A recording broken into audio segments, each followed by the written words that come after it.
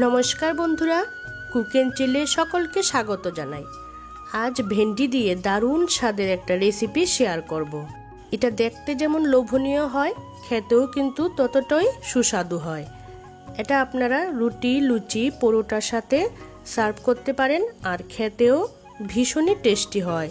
তাহলে চলুন আর দেরি না করে রেসিপিটি শুরু করি। এখানে আমি প্রায় 300 গ্রামের মতো ভেন্ডিকে খুব ভালো করে ধুয়ে এইভাবে করে মাথার দুদিক বাদ দিয়ে একটু বড় বড় করে কেটে নিলাম। আর আমি এর সাথে নিয়েছি একটা বড় সাইজের আলু। আলুটাকেও ভেন্ডির মতো লম্বা লম্বি করে কেটে নিয়েছি। রান্না শুরু করার আগে আমি একটা পেস্ট বানিয়ে নেব। তার জন্য একটা মিক্সিং জারে একটা টমেটোকে টুকরো করে নিয়ে নিলাম আর নিয়ে নিলাম 4 টুকরো আদা।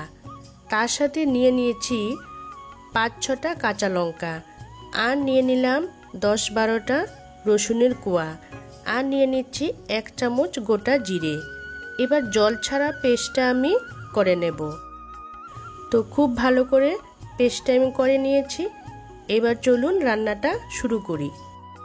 তো রেসিপিটি তৈরি করার জন্য গ্যাসের ওভেনে একটা কড়াই বসিয়ে দিয়েছি। আমি তাতে 1 টিস্পুন পরিমাণ সরষের তেল দিয়ে তেলটাকে গরম করে নিয়েছি। এবার এই তেলের মধ্যে কেটে রাখা আলুটাকে দিয়ে দিচ্ছি।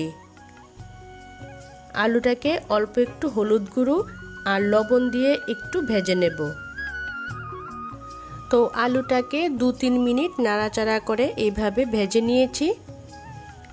এবার আলুটাকে আমি একটা পাত্রে তুলে রাখবো। তো সমস্ত আলু আমি নামিয়ে নিয়েছি। এবার ওই তেলে ভেন্ডিটাকেও একটু ভেজে নেব।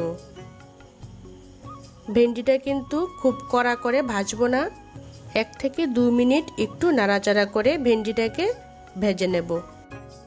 1 থেকে 2 মিনিট একটু নাড়াচাড়া করে ভেন্ডিটা আমি ভেজে নিয়েছি। এবার সমস্ত ভেন্ডি আমি নামিয়ে নেব। সমস্ত ভেন্ডি আমি নামিয়ে নিয়েছি। এবার ওই কড়াইয়ে দিয়ে দিচ্ছি 2 টেবিল চামচ পরিমাণ সরষের তেল। তেলটাকে ভালো করে গরম করে নেব। এবার এর মধ্যে ফোড়নের জন্য দিয়ে দিচ্ছি 2টো শুকনো লঙ্কা আর দিয়ে দিচ্ছি অল্প একটু কালো জিরে। এবার ফোড়নটাকে একটু ভেজে নেব। ফোড়নটা একটু ভাজা ভাজা করে নিয়েছি। এবার এর মধ্যে দিয়ে দিচ্ছি একটা মাঝারি সাইজের পেঁয়াজ কুচি। এবার পেঁয়াজটা দিয়ে মিডিয়াম ফ্লেমে নাড়াচাড়া করে পেঁয়াজটা একটু হালকা করে পেঁয়াজটা ভেজে নিতে হবে। পেঁয়াজটা ভেজে নিয়ে এবার এর মধ্যে একে একে সব মশলা অ্যাড করে দেব। এখানে আমি 1/2 টিস্পুন জিরে গুঁড়ো দিয়ে দিলাম, 1/2 টিস্পুন হলুদের গুঁড়ো দিয়ে দিলাম আর দিয়ে দিলাম 1/2 টিস্পুন ধনে গুঁড়ো, দিয়ে দিলাম লঙ্কার গুঁড়ো 1/2 টিস্পুন আর দিয়ে দিলাম টেস্ট অনুযায়ী লবণ। এবার সব কিছু ভালো করে কষিয়ে নিতে হবে। মশলাটা কষিয়ে নিয়ে এর মধ্যে দিয়ে দিচ্ছি মিক্সারে যে পেস্টটা করে রেখেছিলাম সেটা দিয়ে দিলাম। এবার নাড়াচাড়া দিয়ে সব কিছু মিশিয়ে নিয়ে দিয়ে দিচ্ছি অল্প একটু জল। তাহলে মশলাগুলো খুব ভালোভাবে কষানো যাবে। 2 থেকে 3 মিনিট খুব ভালো করে মশলাটা কষিয়ে নেব, যতক্ষণ না মশলা থেকে তেল সেপারেট হচ্ছে। দেখুন 2 থেকে 3 মিনিট ভালো করে নাড়াচাড়া দিয়ে কষিয়ে নিয়েছি। মশলা থেকে তেলও ছাড়তে শুরু করেছে। তো 2-3 মিনিট নাড়াচাড়া করে মশলাটাকে বেশ করে কষিয়ে নিয়েছি। এবার আমি এখানে ভেজে রাখা ভেন্ডি আর আলুটাকে দিয়ে দিলাম। এবার ভেন্ডি আর আলুটাকে দিয়ে নাড়াচাড়া করে আবারও মিনিট খানিক কষিয়ে নেব। তো আলু আর ভেন্ডি সব কিছুর সাথে ভালো করে কষিয়ে নিয়েছি।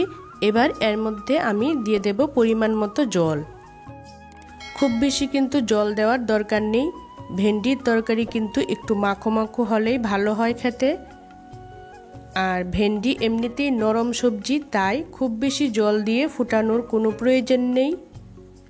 এখানে আমি মোটামুটি 1.5 কাপ পরিমাণ জল অ্যাড করেছি।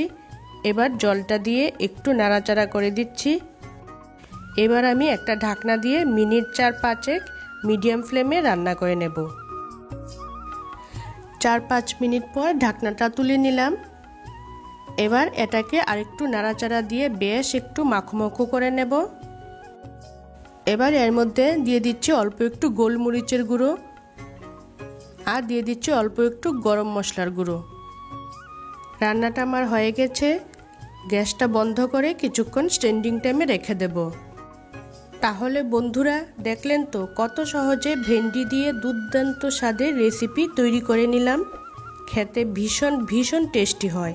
আপনারাও এইভাবে রান্না করে রুটি, লুচি, পরোটার সাথে পরিবেশন করতে পারেন। দারুণ খেতে লাগবে, একেবারে আঙ্গুল চেটে খেতে ইচ্ছা করবে। তো বন্ধুরা, আজকের ভেন্ডির রেসিপি আপনাদের কেমন লাগলো কমেন্টে জানাবেন। যদি ভালো লেগে থাকে চ্যানেলটা সাবস্ক্রাইব করে দেবেন এরকম নিত্য নতুন রেসিপি পাওয়ার জন্য। এতক্ষণ সঙ্গে থাকার জন্য সকল বন্ধুদের অসংখ্য ধন্যবাদ। সবাই ভালো থাকবেন, সুস্থ থাকবেন।